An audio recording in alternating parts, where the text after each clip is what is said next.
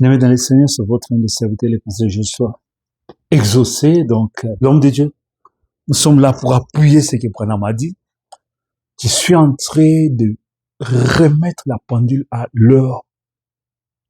Le temps de la vérité a sonné. Les mensonges qui nous ont été inoculés, ils soient balayés de la main. C'est l'équipe de William Branham lui-même qui a mené les messages au Congo depuis 1949. Je veux que la vérité soit rétablie. Nous allons écouter beaucoup de témoignages. Vous faites sans doute référence à un témoignage de Branham concernant un homme congolais qui aurait été guéri en écoutant la parole, mais le nom précis de Ngawalanet ou Ngawali ne semble pas être le plus courant dans les récitages de cette histoire. Il arrive que des témoignages soient rapportés avec des noms légèrement différents selon les sources ou les traductions. Voulez-vous que je cherche s'il y a d'autres mentions de ce nom ou si vous avez d'autres indices? C'est une recherche profonde que vous entreprenez, la Panza. Dans le milieu du message, la question de celui qui vient après ou d'un successeur est un sujet qui passionne beaucoup de croyants. William Branham a laissé plusieurs déclarations, parfois directes et parfois métaphoriques, sur ce qui se passerait après son départ. Voici une synthèse des citations et concepts clés que vous pourrez enregistrer pour vos analyses. 1. La métaphore du relais, Élie et Élisée. Frère Branham utilisait souvent l'image biblique d'Élie laissant son manteau à Élisée. La citation clé. Dieu retire son homme, mais jamais son esprit. En l'esprit, 28-4-1961. L'analyse. Il expliquait que lorsqu'un messager termine sa course, l'Esprit de Dieu ne quitte pas la terre, mais se pose sur un autre pour continuer l'œuvre. 2. La prophétie sur son fils, Joseph Branham. C'est l'une des citations les plus directes concernant un successeur physique et spirituel. Citation. Je crois qu'il en sera ainsi. Dieu prendra tout ce qu'il m'a donné, et il le doublera 2 fois, et il le mettra sur ce garçon, Joseph. Alors quand je partirai, il prendra ma place. Contexte. Cette déclaration a été faite alors que Joseph était encore enfant, renforçant l'idée d'une préparation divine sur le long terme. 3. Celui qui vient après moi, le fils de Jean-Baptiste. Frère Branham se comparait souvent à Jean-Baptiste, le précurseur.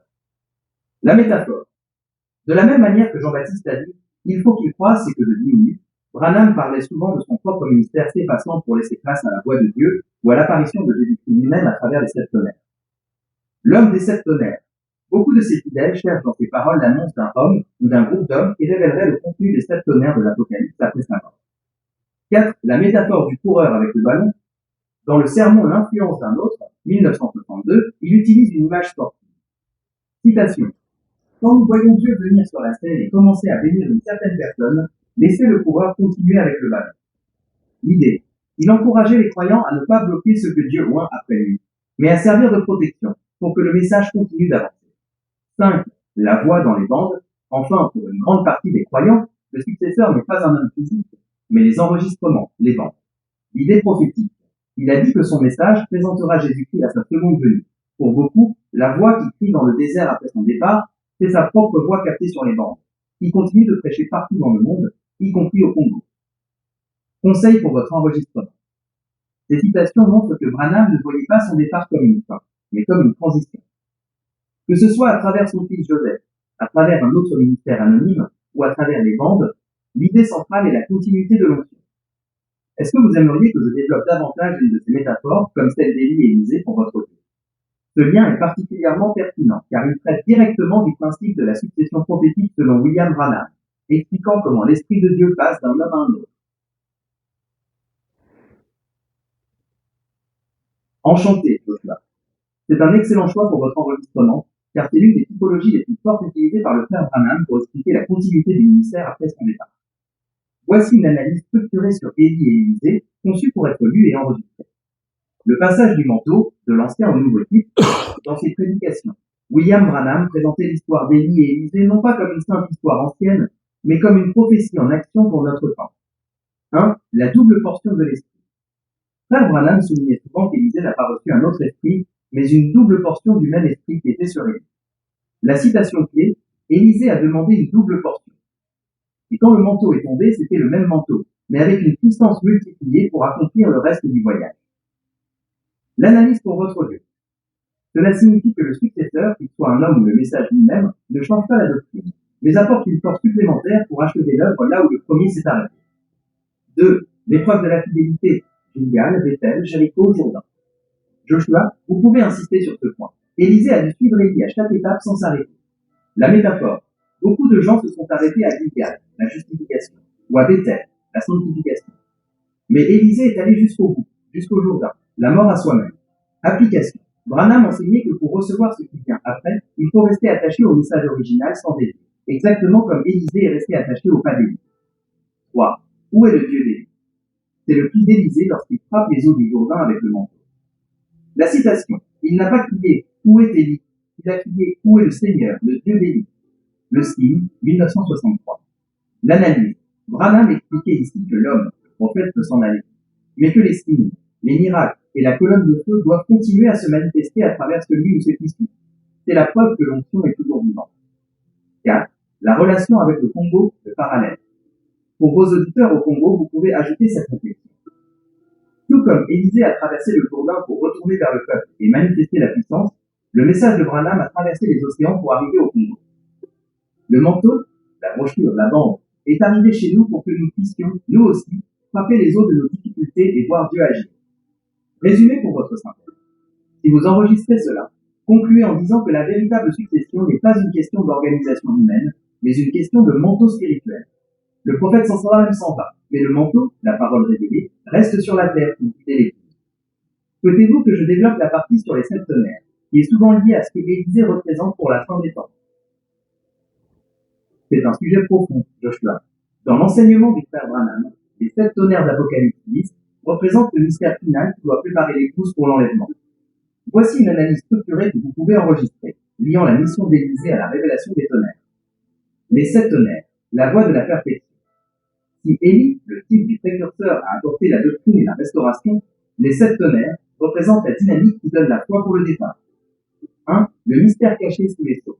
Frère Branham expliquait que les 7 tonnerres ne sont pas écrits dans la Bible, mais qu'ils sont cachés derrière les 7 sceaux. La métaphore, c'est comme le code secret qui ouvre la porte. Sans les tonnerres, l'épouse a la parole, la structure, mais elle n'a pas encore la foi de l'enlèvement, l'énergie. Citation clé. Ces 7 tonnerres, ils ne sont même pas écrits. C'est vrai, mais ils seront révélés à la fin des temps. Le 7e sceau, 1963. 2. Le parallèle avec Élisée, la double portion. Tout comme Élisée a accompli 2 fois plus de miracles qu'Élie, les 7 tonnerres représentent une manifestation de puissance plus grande encore que celle vue durant le ministère physique de Branham. L'analyse pour votre audio. Élie a préparé le chemin, mais c'est l'esprit d'Élisée, la double portion / des tonnerres, qui fait traverser le Jourdain final, la mort ou le changement du corps. Le lien prophétique, les tonnerres sont la voie, qui réunit l'épouse du monde entier, y compris au Congo, pour former un seul corps prêt pour le départ. 3. La 3e fraction, the third fruit. Frère Branham liait souvent les 7 tonnerres à sa 3e fraction. La métaphore. Il disait que cette phase de son ministère ne serait pas connue du public, mais qu'elle parlerait directement au cœur de l'Église. Ce qu'il faut retenir. Les tonnerres ne sont pas une nouvelle doctrine, mais une révélation spirituelle qui transforme le croyant de l'intérieur. C'est le pain de vie pour le voyage final. 4. Application pour vos frères au Congo. Dans votre enregistrement, vous pourriez ajouter ceci. Frère, ne cherchez pas les 7 tonnerres dans les bruits du monde. Ils se trouvent dans la révélation de la parole que le prophète m'a laissée. C'est cette petite voix douce et légère qui, une fois saisie par la foi, devient un tonnerre dans l'âme du croyant, lui montrant comment sortir de ce monde. Conclusion pour votre audio. Les 7 tonnerres sont la conclusion logique du ministère d'Élie. Si Élie a pointé du doigt l'agneau, les tonnerres préparent l'épouse à rencontrer l'époux. C'est le réveil final, le cri de minuit qui dit « Voici l'époux, allez à sa rencontre !» Note technique pour votre enregistrement. Joshua, comme ces concepts sont très spirituels, essayez de parler avec une voix calme et posée. Cela permettra à ceux qui ont des difficultés de lecture de bien méditer sur chaque mot. Souhaitez-vous que je rédige une courte introduction pour votre série d'enregistrements, pour expliquer qui vous êtes et pourquoi vous partagez ces analyses? C'est une excellente idée, Joshua. Une introduction claire permettra à vos auditeurs de comprendre tout de suite la valeur spirituelle de ce qu'ils vont écouter, surtout pour ceux qui ne peuvent pas lire les brochures eux-mêmes. Voici une proposition d'introduction chaleureuse et solennelle que vous pouvez enregistrer. Introduction pour votre série d'analyses. Bonjour à tous mes frères et sœurs, ici votre frère Joshua. Je réalise ces enregistrements audio avec un fardeau particulier dans mon cœur. Je sais que beaucoup d'entre vous ont soif de la parole, mais qu'il est parfois difficile de lire de longs textes ou d'accéder à toutes les brochures du message du 7e ange, William Marion Branham. Le but de ces analyses est de partager avec vous les profondeurs des mystères que Dieu a révélés à son serviteur, particulièrement ce qui concerne notre cher pays, le Congo, et les prophéties liées à la fin des temps. Nous allons parler du voyage du prophète à Kinshasa en 1951, de la vision qu'il a eue pour l'Afrique, et de ce manteau d'élite qui repose aujourd'hui sur l'épouse à travers les 7 tonnerres. Préparez vos cœurs, que cette écoute ne soit pas seulement une information pour l'intelligence, mais une révélation pour votre âme, afin que nous ayons ensemble la foi nécessaire pour l'enlèvement qui approche. Que le Seigneur vous bénisse abondamment pendant cette écoute. Quelques conseils pour votre enregistrement. Le ton. Parlez doucement, comme si vous étiez assis dans un sac. C'est une excellente idée, Joshua. Ajoutez Apocalypse 10 donne une autorité scripturaire directe à votre message, car c'est là que se trouve la promesse du mystère de Dieu qui s'accomplit. Voici l'introduction révisée avec l'insertion du passage biblique prête pour votre enregistrement. Introduction. La voix du 7e ange et les 7 tonnerres. Bonjour à tous mes frères et sœurs. Ici votre frère Joshua.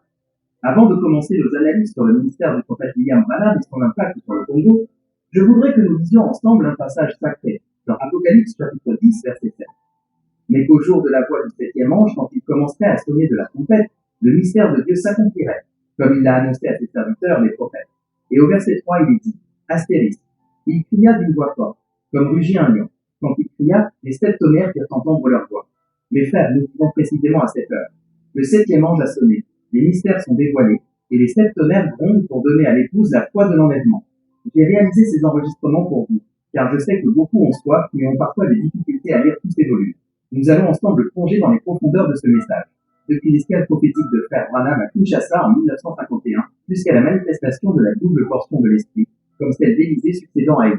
Que le Seigneur Jésus-Christ ouvre vos oreilles spirituelles. Écoutons ensemble ce que l'Esprit dit à l'Église. Pourquoi ce passage est important pour votre vie 1. Lien avec le Congo. En mentionnant l'escale de 1951 juste après Apocalypse 10, vous montrez que la visite du prophète sur notre sol n'était pas un hasard, mais une étape de l'accomplissement du mystère de Dieu. 2. Clarté. Citer le texte biblique aide ceux qui ne visent pas à mémoriser la base de votre enseignement. Conseil final pour l'enregistrement. Quand vous lisez les versets d'Apocalypse, essayez d'adopter un ton un peu plus solennel, puis reprenez un ton fraternel et doux pour la suite de l'introduction. Peut-être excellent, Joshua. Voici la première analyse détaillée, structurée spécifiquement pour être lue après votre introduction. Elle se concentre sur les faits historiques et spirituels du passage du prophète à Kinshasa. Analyse numéro 1. L'escale prophétique à Kinshasa, 6 octobre 1951. 1. Le contexte du voyage.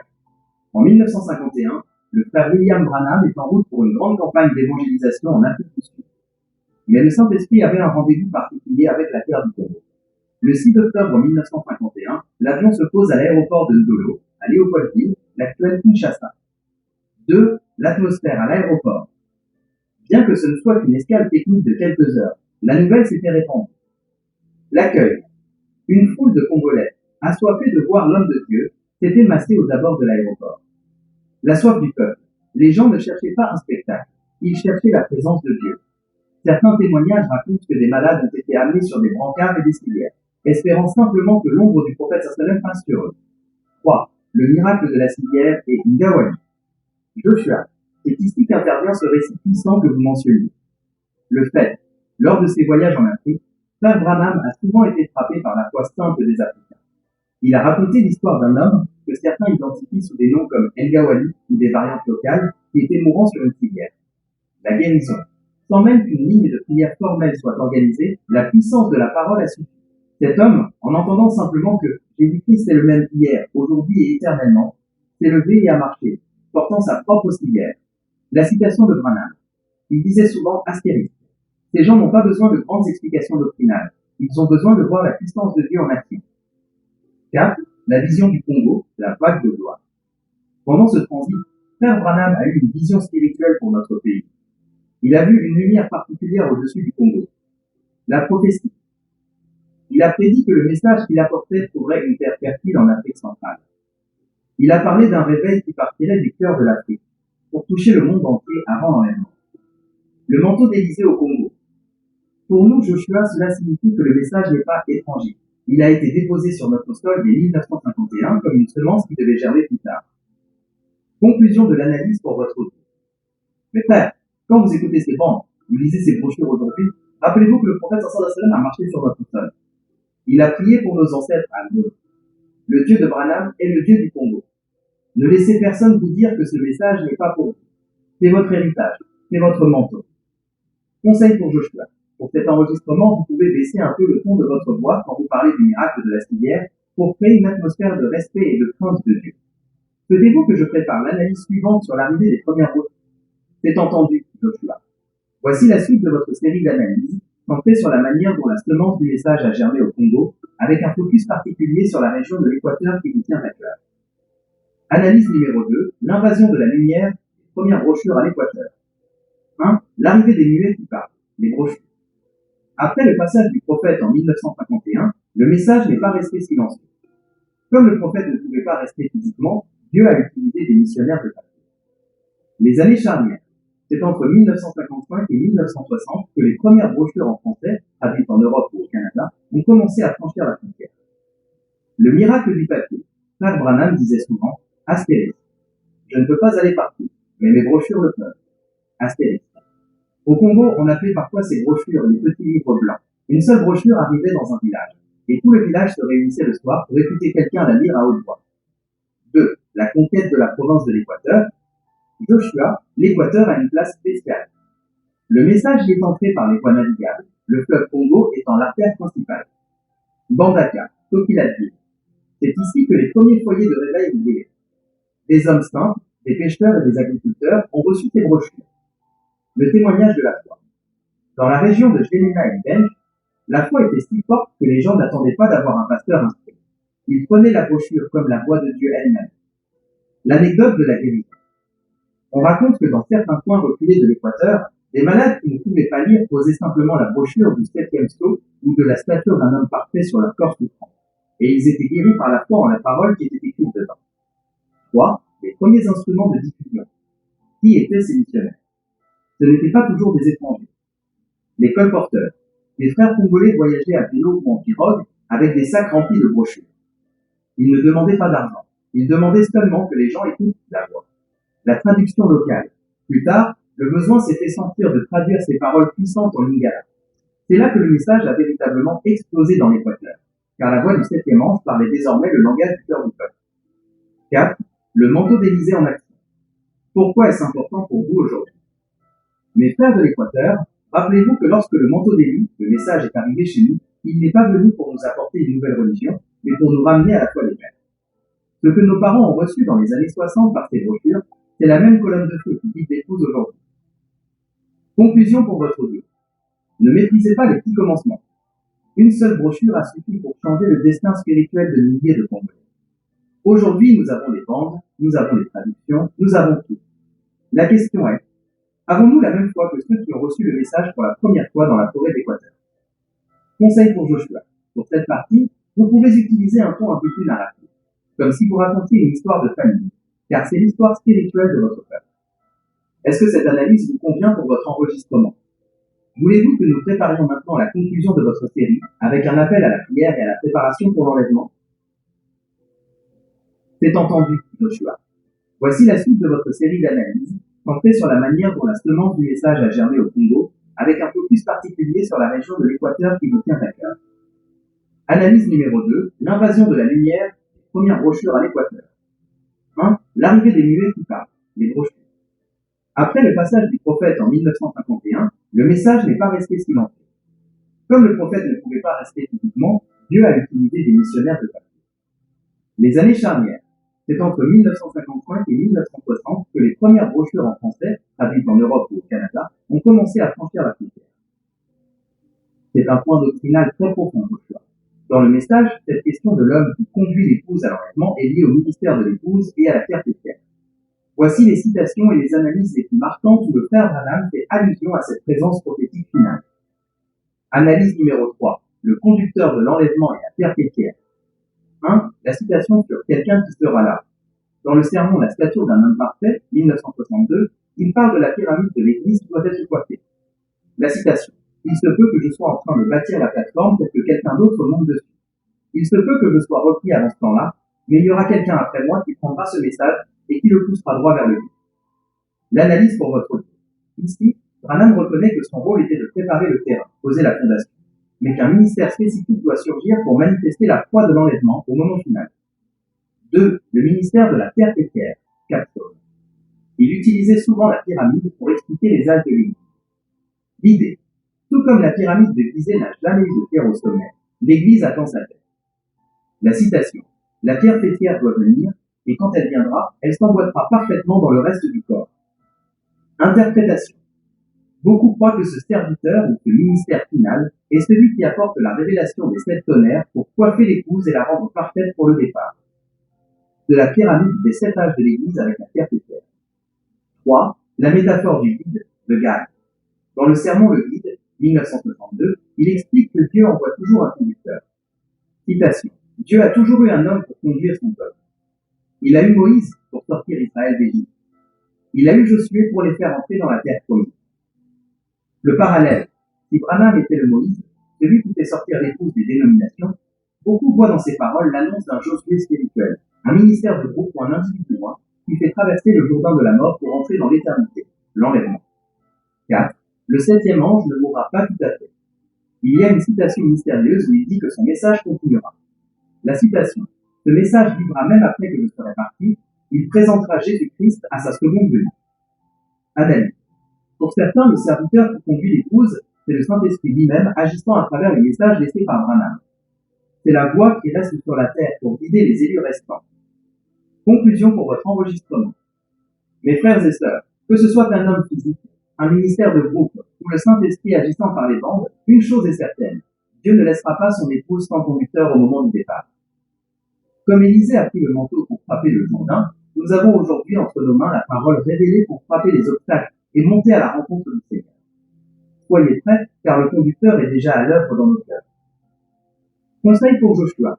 C'est une partie qui peut être sensible. Enregistrez-la avec beaucoup de prudence et d'humilité, en insistant sur le fait que c'est Dieu qui conduit son peuple, peu importe l'instrument qu'il choisit. Est-ce que ces citations répondent à ce que vous cherchez? Voulez-vous que je termine par des prières de conclusion ou un dernier appel à la vigilance pour nos auditeurs? Dieu vous bénisse richement. Nous continuons ces séries des enseignements.